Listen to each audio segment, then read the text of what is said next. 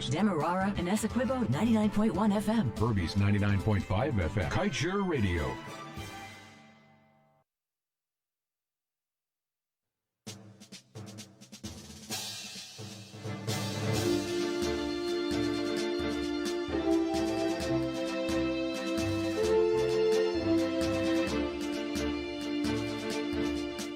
It is 16 hours 26 in Guyana and right across the Eastern Caribbean. We are here back with a special edition. Yes, I will emphasize on the word special. A special edition of the COVID-19 and Elections Watch.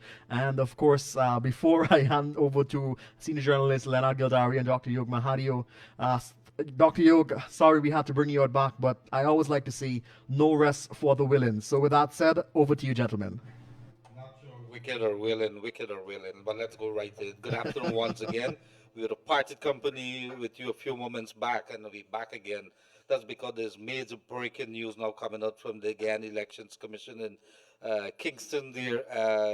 We would have reported shortly before we went off at 4 p.m. that the Guyana Elections Commission would be meeting to discuss a proposal that came from the coalition commissioners to annul the entire elections.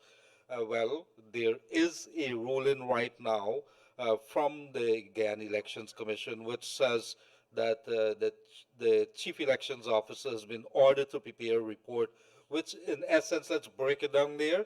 It is paving the way for a declaration to be made in accordance with the recount. And I'm being joined here again by Dr. Yog Mahadeo. Yog, you hear me, sir? Yes, I am. Thank you very much. Sir, you would have been paying attention to that breaking news there, broken by Kiteshare News, Kiteshare Radio there from Kingston. In essence, this has paved the way for a president to be declared. Over to you, Yog. Yes, thank you. And let me just quote from the GCOM release itself. The GCOM release reads as follows. After considerable deliberations at the Commission on the report submitted by CEO Keith Lowenfield on the national recount, let me just summarize it and go on to the next paragraph. In her decision, Justice Claudette Singh has requested for the CEO to prepare a report to ascertain the results of the elections under Section 96 of the Representation of the People Act and in keeping with Order number 60. In other words, to break it down, it means that all of the observation and the motion that would have been moved by Alexander that we spoke about earlier has been put aside. And critically, Leonard, the press release from GCOM also said, number one, GCOM could not close itself with jurisdiction to establish a court of law to determine credibility of an election.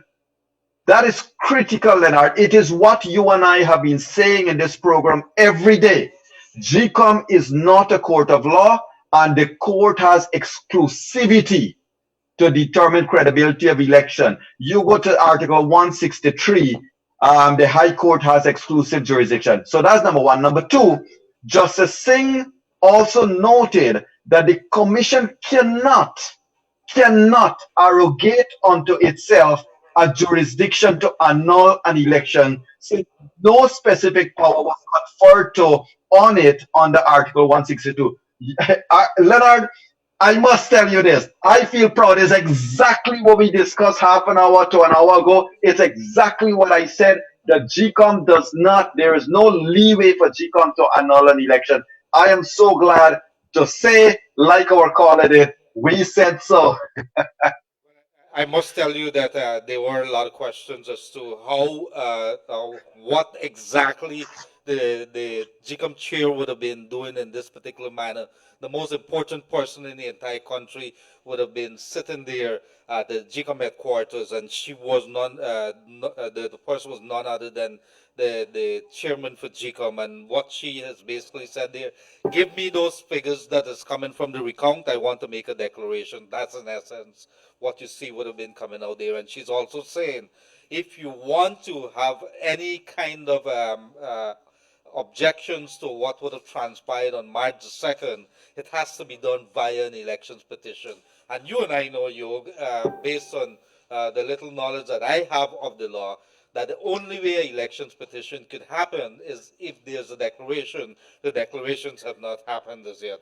So that's where Correct. we're at. So this is major. You would understand within the last yesterday that there was that very big statement coming out from the OS and also from CARICOM, the report from CARICOM, which is making it very clear. It would have send the message very clear that there's nothing wrong with elections on March the 2nd. We've seen the recount, it was above board, and therefore whatever results that would have emanated or came from that, it's above board. Go ahead and make a declarations based on that, and it should be adhered to, it should be recognized, it should be accepted by all. The GCOM chair, Claudette Singh, has gone ahead and gone even further. She says, I have no authority to basically listen to anything except the declarations and the considered declarations. I want you to bring your report. She's saying to Keith Lowenfield, the Chief Elections Officer, bring your report, let us okay that, and I am going to make a declaration. The boss has put his foot down, her foot down. Correct. And don't forget, bring your report. What report? Bring your report based on the figures of the recount. So, Leonard, I just want to say this. Look, obviously, everybody across this country, well, most people across this country, you and I have said it, it's not about whether PPP win or APNO won. It's about democracy prevailing. The price for democracy has been high, but democracy has prevailed. And you know what, Justice Claudette Singh, let me say this, to her benefit and on her behalf. Look, she has ordered Lowenfield to prepare a final report. But you know what, Leonard? What's the best thing happened today?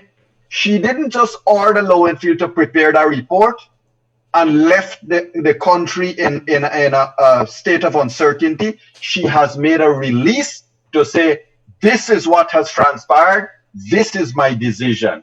So that there is no uncertainty now. Now, I must say, I wonder what is the new narrative that will be brought out from APNO AFC, or whether, and I'm calling on the president, I'm calling on Mr. Granger, given the language of this release, sir, it is time for you to concede. It is time for you to pick up that telephone and congratulate your opponent, and let's put everything behind us and let us move on. I am calling on the president to concede and stop doing what we're doing, and let's put this elections behind us. Don't wait for tomorrow or next day when this report is going to be finished. Let's do the right thing now. Well, I would have said it a little earlier. I've been saying it the last couple of days. Regardless how we turn and twist it, and which party is going to take the presidency here, Yog, it is very clear now that it's the People's Progressive Party, and Dr. Irfan Ali is going to be the next president of Guyana. But what has come out of this is some very harsh lessons. There can be no winners that is coming out of this. Irfan Ali has his work cut out for him. He has to come now and heal this country. So it is going to be hitting the ground running from now. It can't be from when he's sworn in. It has to be from now. His message has to be one that is of peace. Message has to be one of let us transition now in a very mature manner. The message has to be let us work together. He has to extend the olive branch right now. I know there's going to be a lot of hard feelings about the 105 days that this entire country would have been dragged through. We're not even looking at what would have preceded that since from December the 21st, 2018. We have to look forward now, and you and I talk extensively today to our people in Guyana about what happens next.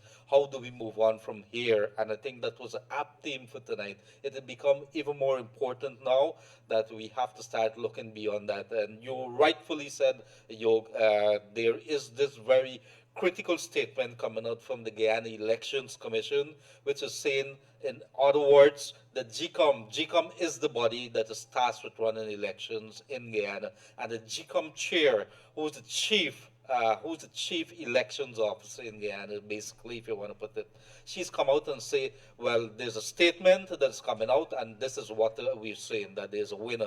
That's in essence, that's an inference of what she's saying. So, Yog, a Correct. very, very important Correct. statement there, and Uh, major developments and, in and GCAM. and you are right. You are right, Leonard. Look, undoubtedly, the chairman has thrown out of the window or door, thrown out of GCOM any notion of a nullity. She has thrown out totally any thinking that she can nullify these elections and have said clearly that any such thinking belongs to the exclusive jurisdiction of the High Court. I wish to repeat, Leonard.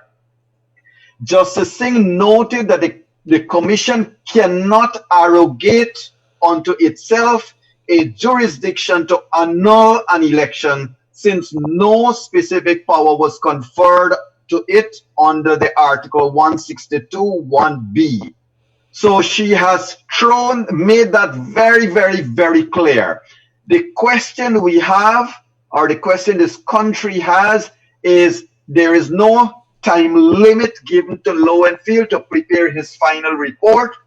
And my concern, my personal concern, is that I wonder if Mr. Lowenfield will translate her order to me whatever numbers he wants to derive from it. But it is clear so far that based on what we are reading, that Lowenfield has been ordered to use the tabulations, the certificate of the matrices from the recount to prepare a final report that will comply with Section 96 of the Representation of the People Act. That is clear. So there are two very, very clear language, two very clear statements coming out there. Yes, and what is also important is that there's an instruction that is coming from the chair. You go back. This is not. I'm asking you to think. There are those figures that already exist. It has come out of the recount. It is already there. You're not going back and produce anything else. It is already there.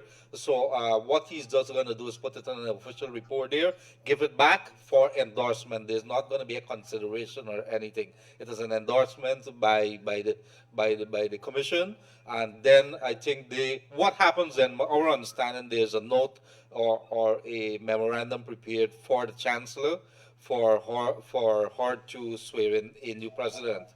Is that how it works? Yeah. Yes, and certainly I just want to say, certainly now that this document is out, tonight we will get into those kinds of analyses in room 592 with Mr. Anil Nandlal. I must say to you, because somebody just texted me, so what is this section 96? and what is Lowenfield's expected report going to comply with, Leonard? That's the question coming in here. I don't know how to answer that. What does it comply with? What is important is at this point in time, there's an order by the commission to the chief elections officer. Please go and prepare that report. At this point in time, we can't contemplate. I mean, when we are going to do the forensic audit and this entire thing, or if you're going to do the post-mortem, if you want to call it that, of elections 2020, there's so many things to look back on. The performance of the chief elections officer, performance of the chair. And Yog, she would have been taking a beating. I came out, and I think we would have had an intense discussion with you, and I think Captain Jerry Govaya the other night. And this was an issue that came out as to her legacy that she is going to be leaving in terms of the history of Guyana, because this elections will be remembered by all for years to come. It is going to continue to pain us, and this is why I'm going to stress here, there can't be anywhere in half of the country went the other way. We have to be very, very careful. We have to extend our hands to our brothers and sisters who would have voted for the coalition, who would have put their hands there. I think Mr. Granger, the President Granger, would have, at this point in time, he is still the president, would have to reach across the divide in order to for him to cement his legacy in Guyana as to be that president who's mature enough that the GCOM, the Guyana Elections Commission, has spoken, the chairperson has spoken today, the commission has spoken, and they have gone ahead and say, look, the People's Progressive Party has won. We just want to endorse the recount results. Everybody know what the recount results is. Some people might say it's a little premature to do that, but the processes has already, the major processes, 90% of the process would have been completed. So we are on the final stretch here. It's just a matter of the GCOM endorsing that at the moment and making the way for a new president to be sworn in. And you, as we are on that, could we see a swearing in of the president as early as tomorrow? Yes, well, it's all now dependent on Mr. Lowenfield, Mr. 155 days Lowenfield, and how long he's going to take to prepare his report. But remember, this report that he has to prepare is not anything fancy. It doesn't require any fancy words. In fact, let me share this with everyone. According to Section 96, the Chief Election Officer shall, after calculating the total number of valid votes of electors which have been cast for each list of candidates on the basis of the votes counted and information furnished by returning officer, ascertain the result of the election. In other words, what he has to do is to just list the numbers, put it there, and then he has to take the total number of votes cast for the list of candidates, divide by 53, and get, according to the Hare quota, come up with the numbers of seats allocated to each of the parties for which those numbers will be computed. So that is what he has to do under Section 96 and 97, to present basically figures. He has no role to present an opinion. He has no place to present any of his thoughts.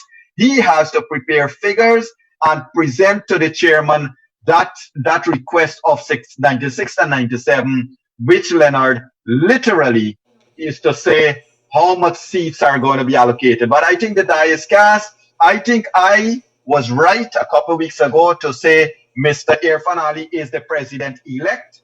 And I would like to say that I think it's certain. There is no doubt now that a declaration will be made and Mr. Irfan Ali will be sworn in as the next president of Guyana. Well, to come a little further on what you said, there can be no contemplation on the part of Keith Lowenfield as a chief elections officer for any other thing other than the preparation of the declarations that is going to be of that report, which is going to be given to the commission for adoption, for endorsement, and therefore for that note to be sent to the chancellor for swearing in. This could happen today as well. It could happen today too, right? Well, it could happen. It could happen right now. But we haven't heard any word from the commissioners that says that there is a continuation or anything like that. But you know what, Leonard? I am thankful that GCOM has made a release, a formal release, that from here on you can't go backwards. You can only go forwards. Forwards ever, backward never. We have been going backward for 105 days, but finally the end is here. Should there be joy in the minds of Guyanese people at this moment? I'm putting that in context of what we would have gone through and the fact that half of Guyana has gone the other way. There should be joy that democracy has prevailed. There should be joy that regardless of all the challenges, democracy has prevailed. And there should also be joy, Leonard, that the country can emerge. What I think bothers or will bother me personally, I can't speak on behalf of everybody, but what will bother me as an individual is, now that this report has come out, now that this is out there in public, Mr. Granger should be picking up that telephone and be making a call. Well, that is not constitution. He's not required to do it. But all around the world, it has become a practice where the loser, well, I wouldn't say loser, but the one party will have to concede and will have to call the winning party to say, look, you have won and congratulations. I would hope that he, like Justice Claude is saying, would want to go out, bow out in a very, very good way that the world can speak well of him. Yes, and I think if I was Air Finale at the moment, what I would start doing now that it has become official, well, when we say official, that it has become very clear what GCOM chair has indicated, and by all extensions, what the direction that GCOM is going to go. I would be picking up the phone as Air Finale to reach across to President David Granger for us to start the ball rolling on the next phase, the next chapter in the history of this country. There can be no other way that we have to be doing this except that we have to reach across the divide. And while we chatting about that, we should also start talking right now about strong opposition that is going to be in the National Assembly. The National Assembly would have to be convened very quickly.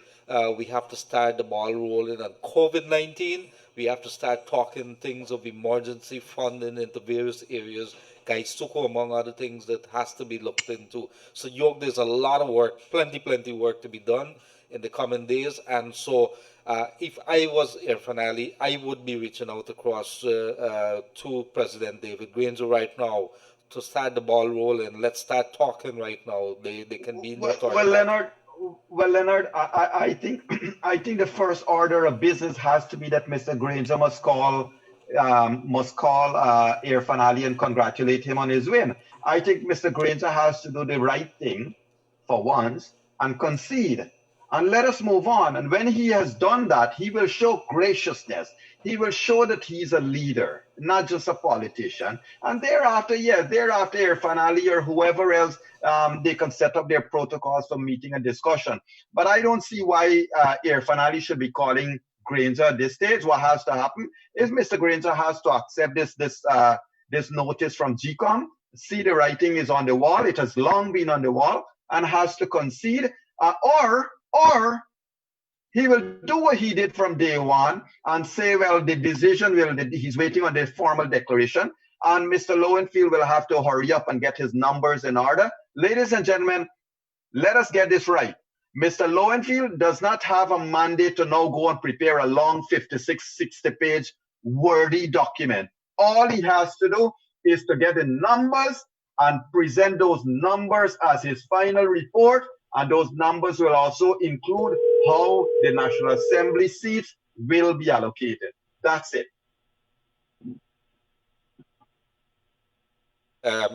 We are going to be joined by Kemal King at the moment. Kemal, you there?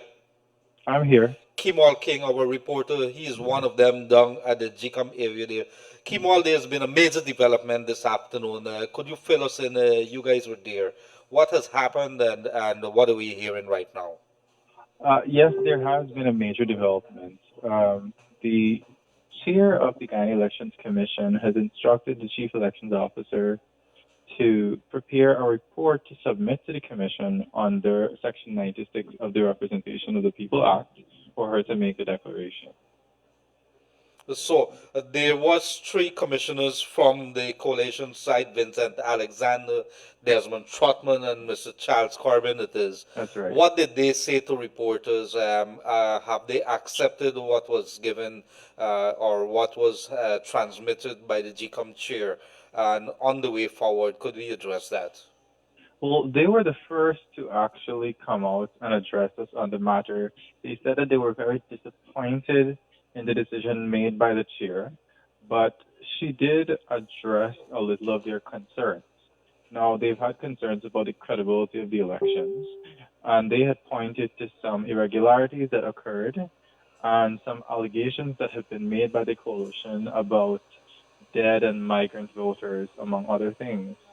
They're concerned that these things have called the credibility of the election into question.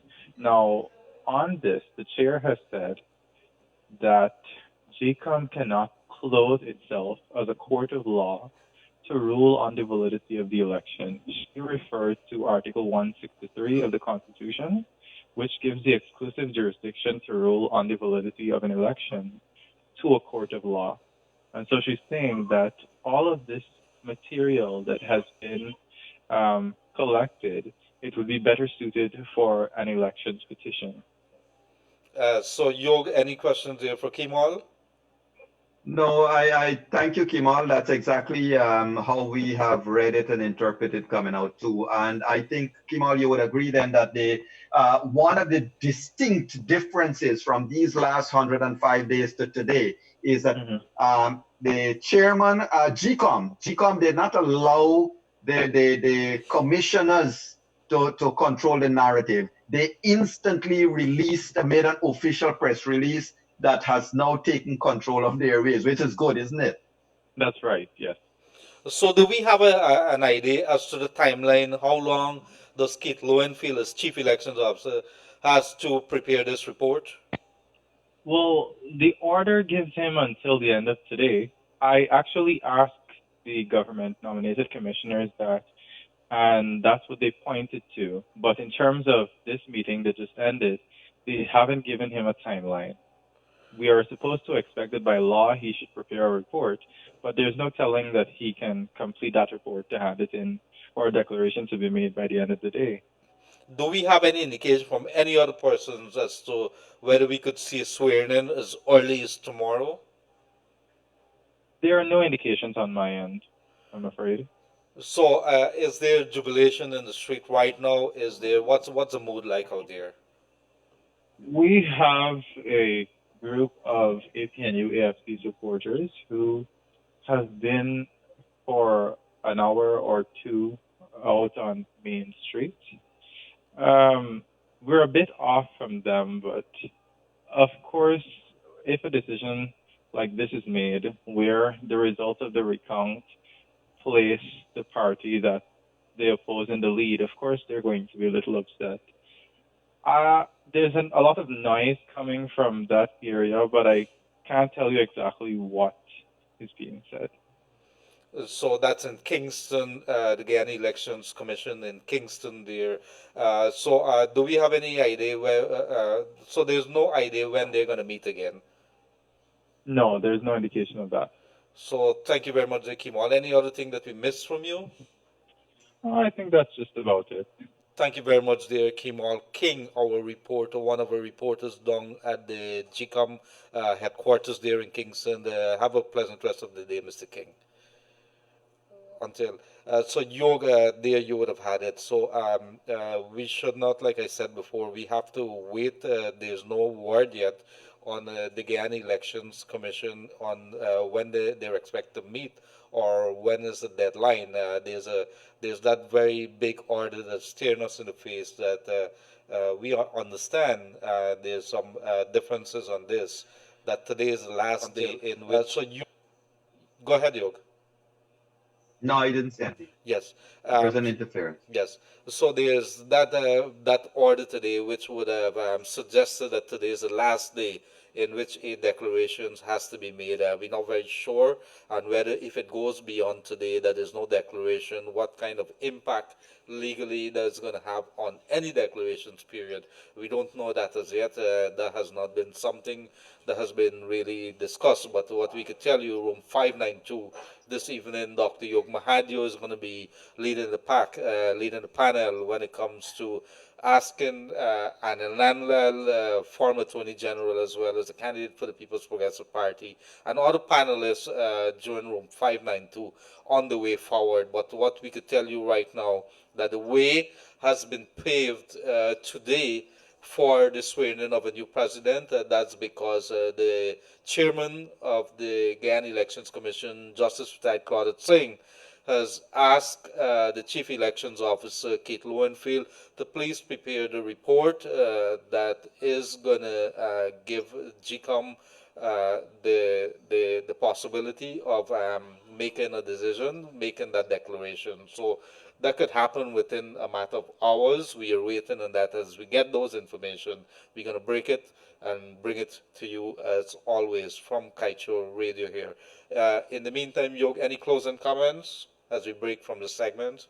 No, not really. We are looking out, for tonight's discussion with Mr. Anil Nanlal. And certainly we're going to assess, and hopefully if there is any other breaking news by the time we get in room 592 tonight, we'll be sharing it out. But I want to say that, congratulations to Dr. Irfan Ali. Democracy has won, and congratulations especially to Chairman Claudette Singh. While we have all had our reservations about how she was doing what she was doing, but at the end of the day, democracy has won. And Mr. Lowenfield, sir, get on with it. This country needs to move on. President Granger, pick up the phone. Yes, Concede. thank you very much, dear Dr. Yog Mahadeo.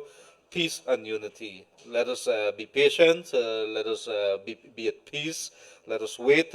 We are going to do what we have been doing for the last 3 months, bring you the news, and we are going to say, let's have some more patience. Just within a few hours, a major hurdle has been cleared when it comes to getting this over with and done. So I thank you very much for joining myself, Leonard Gildarie, and Dr. Yog Mahadeo on Elections COVID-19 Watch here on Kaicho Radio, 99.1, 99.5. We are going to be back with you 7:30 p.m. sharp this evening, same place, to bring you room 592, Unleashing the Truth. In the meantime, Yog, have a pleasant rest of the afternoon, and I want to say thank you very much all who've joined us during this breaking news, the special edition of Elections COVID-19 Watch.